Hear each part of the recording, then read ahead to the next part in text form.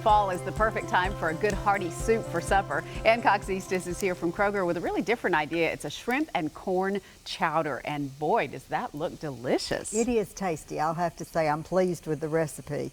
And it's relatively easy to make. It probably takes 20 to 30 minutes to assemble. I've got in there, I cooked 2 to 3 strips of bacon to get some bacon drippings, a tablespoon of bacon drippings and a tablespoon of butter, a cup of chopped celery, and I measured a cup of green onions, but I reserved a fourth a cup to sprinkle on top of the chowder. Okay. I'm going to put like 3 cloves of garlic in there. You'll stir that.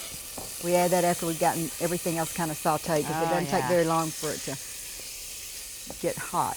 And then I'm going to sprinkle over that, and you keep stirring, 3 tablespoons of flour, just plain old flour. Okay. And this is going to help thinking. Basically what we're going to be doing is a white sauce of sorts. And I found, Meryl, that if you will warm your liquids in the microwave and get them hot, it'll expedite the thickening process. Okay. So I'm going to gradually stir this in. If you will just kind of, you can see how it's beginning to thicken and bubble on there. Oh yeah. So this is fat-free half and half. You can use fat-free or you can use regular half and half, whichever you prefer for your family. I've done it both ways.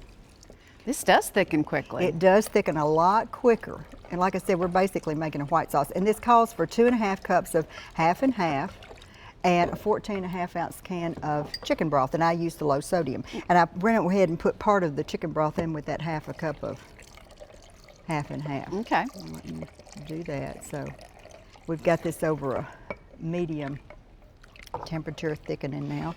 Now, other recipes I've seen for this call for canned soups. Right.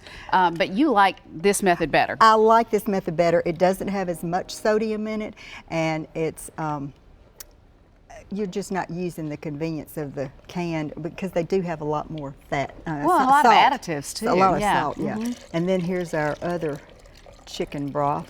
And you could use the regular if you want to. I just use the low sodium. And then I've got about a half a teaspoon of salt and a 1/4 teaspoon of white pepper and a 1/4 teaspoon of cayenne pepper. Okay. So it gives it just a little bit of kick. And so the white pepper is just so you don't have black flecks in the white salt. Right. Okay. I've got the color in there with the green. And then I've got a 12-ounce package of frozen corn, which I thawed. Now, if you're doing fresh corn, it's about 2 1/4 cups. Okay. Okay. And that's going to thicken a little bit more. We're doing this a little bit faster than you would at home, because it's going to thicken a little bit more. But it turns out to be a very flavorful soup. I've got some French bread you can serve with it, or hard rolls. And then I'm going to let you just kind of pull that shrimp. Now, this is raw shrimp, and if it does have the tails on it, I would go ahead and take the tails off. But you can buy it deveined and peeled, but sometimes the tails are on, so you'll just have to take those off too.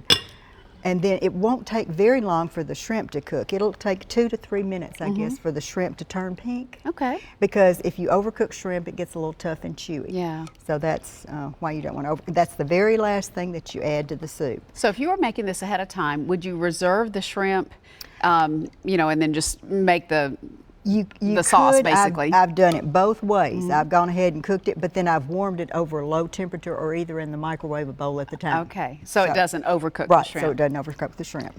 This just looks delicious. Well, it's got some texture, and I went ahead and cut the shrimp in half. Depends on what size you buy, but I didn't want to pick up a whole shrimp and try to eat that in a spoonful of soup, so I cut them in half. Could you add some potatoes to this too? Well, you could. That might be nice too. If you want to make it even more hearty. Yeah, more of a chowder. I tell you what, it looks beautiful. You're topping it with some of the bacon chopped that you cooked crumbled earlier. bacon, that you drained and crumbled up, and then some chopped green onions. So it's a relatively easy soup once you kind of get your ingredients out there. That's the main thing, is to get them measured It looks out. good to me. Perfect for a fall day. And thank you. My pleasure. Appreciate it.